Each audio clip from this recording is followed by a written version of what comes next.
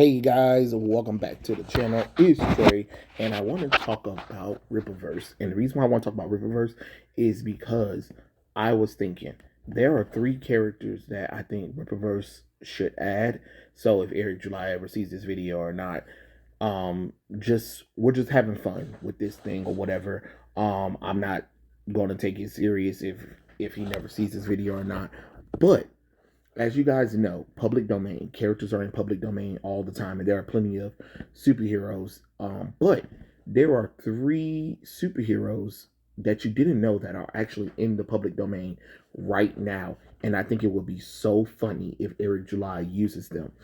The first one is actually Captain Marvel. Yes, that's right, Billy Batson, aka the Captain, aka Captain Marvel, aka Shazam, the Big Blue Cheese, the world's mightiest mortal, actually is in the public domain. Yes, while DC was doing all of that, while DC was doing all that suing to Wiz comic books, um, and trying to keep the copyright ownership of Captain Marvel, Superman, because Captain Marvel has similar powers to Superman, and DC lapsed the copyright of the word Captain Marvel to Marvel, right?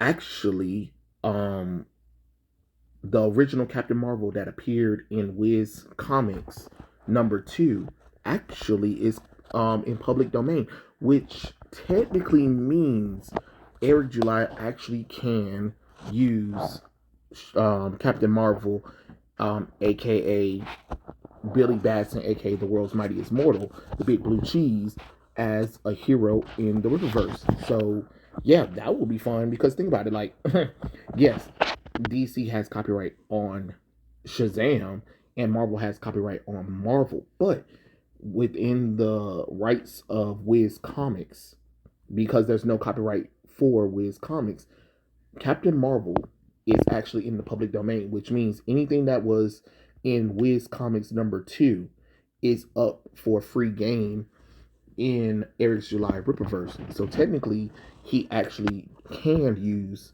Captain Marvel for the Rippaverse. I just thought that would be fun. Number the next character that can actually be used is Peacemaker. Yes, the terrible show that James Gunn did, the off-brand Captain America that DC had that was from Charlton comic books, um, is actually in public domain.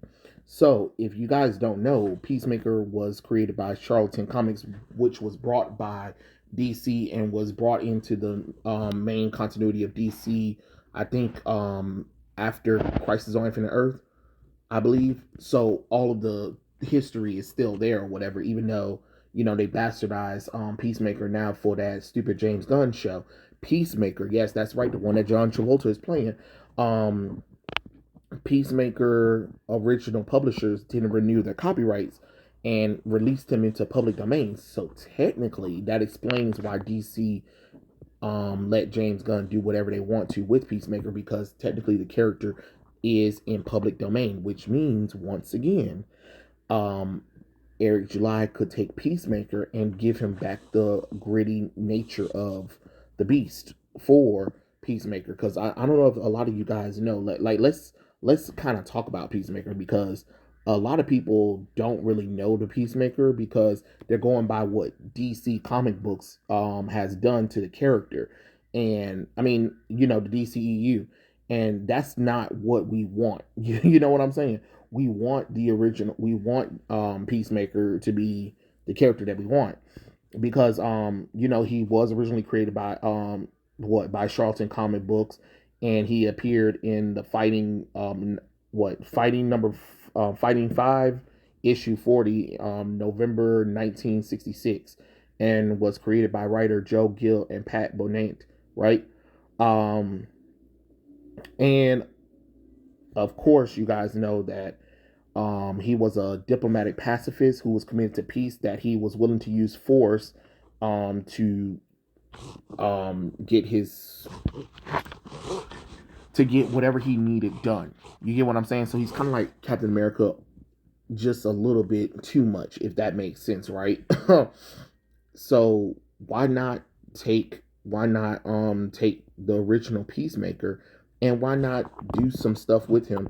If DC doesn't want to give us back the original gritty Peacemaker, why not the Rippaverse? And then you can have him be adversary towards the Horseman. You know what I'm saying? The one with Chuck Dixon.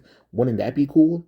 Like, that would be something to see. I already know some people are gonna be like, well, but since DC kind of don't respect some of the characters anyway, ever since they did the New 52, why not have a person that's willing to maybe take what the original comics of the character did and then expand upon it? You know what I'm saying?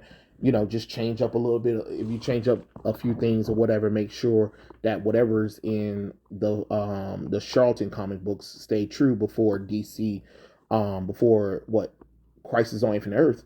He's fine because technically he actually can use it. I know how some people are like, no, that's impossible. No, he can use it. He's in public domain. He is literally in public domain. So technically, yes, he actually can. Oh, wait, let's add another character too. That would be funny just because Disney is working with it right now. So a lot of you guys know Moana 2 is coming, and much like the mythical god Thor, which is, we already know that's in public domain. So if Eric July ever wants to do his version of Thor, that would be cool actually to see. But I doubt Eric will do his own Thor. But Maui is actually in public domain. Yes, that's right, Maui. A lot of people do not understand. Yes, he is an ancient mythological demigod, and wouldn't it be cool to see what spin Eric July's team could do with Maui? Just because it'll be kind of fun to be like, oh, Disney got Maui, but then Rippaverse got their Maui. Let's see what would happen if Eric July and them do something different with Maui. Wouldn't that be fun? I think so. I definitely think that would be amazing. And the last character that I want to talk about is actually Namor, or Namor. Like what the president, well, no, not that president, but you know how the MCU wants to try to make it all Spanish and all that kind of stuff. But Namor is actually public domain. Marvel doesn't want us to know about this. The same thing as DC doesn't want us to know that Captain Marvel is public domain. But they are public domain characters. Namor is public domain. So if you guys don't remember, I mean, if you guys remember, Namor appeared in Black Panther: Wakanda Forever and stuff like that, and we know that Universal had the rights to Namor because it followed in the line of Hulk and all that kind of stuff. So if Universal can't come with an agreement with Marvel or whatever, why not Eric July do something with Namor? Because hey, we all want to see it anyway. If you guys don't know, he actually originated in the comic book Motion Pictures Funnies Weekly #1. It was a comic series that was meant to be sold at movie theaters, but it failed. So the first Funnies never renewed their copyright, and then Namor entered the public domain. But not only did he enter the public domain, he also since he appeared in Weekly #1, since he in Weekly #1, he was never his appearance was never registered. So therefore, by the time Marvel could even realize this, I don't know if they realize this or not, they can't copyright it because the character is now public domain. Now, as long as we don't do any of the stuff that Marvel has added, and Eric July and them decided to expand upon whatever they want with Namor, that's not the same thing as what Marvel's been doing. He technically can use his own Namor. And the reason why I'm saying that would be fun, because it'll be hilarious, to see like the comic book industry like be like, this motherfucker done took some of our characters and done made them more interesting than we have. Like, couldn't you imagine? Because right now Shazam is out, and then Eric July and them decides to do their Captain Marvel. You know what I'm saying? It's the same character name, or whatever, but then they do something even way better than what DC has been doing with the character, which will have a competing nature of Captain Marvel Rippaverse, and then Captain Marvel Shazam DC. You get what I'm saying? And the same thing with Namor, because right now Jason Aaron is doing this Namor series, and it looks like he's destroying the character again too. So if they are going to hire writers who are going to destroy these characters, why don't we have a writer that can boost the character up? You know what I'm saying?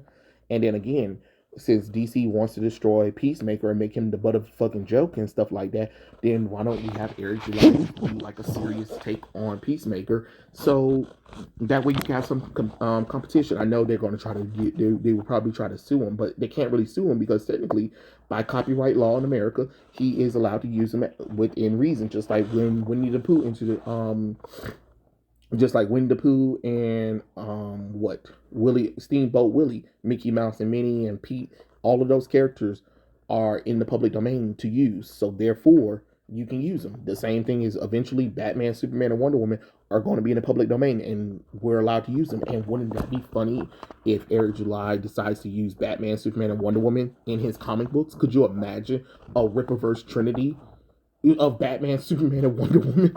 Like that would be hilarious. I don't know. I'm just kind of having fun. And if any other indie comic book people hear this or see this or whatever and stuff like that, hey, I wouldn't mind if you guys do it too. Why not? It's fun.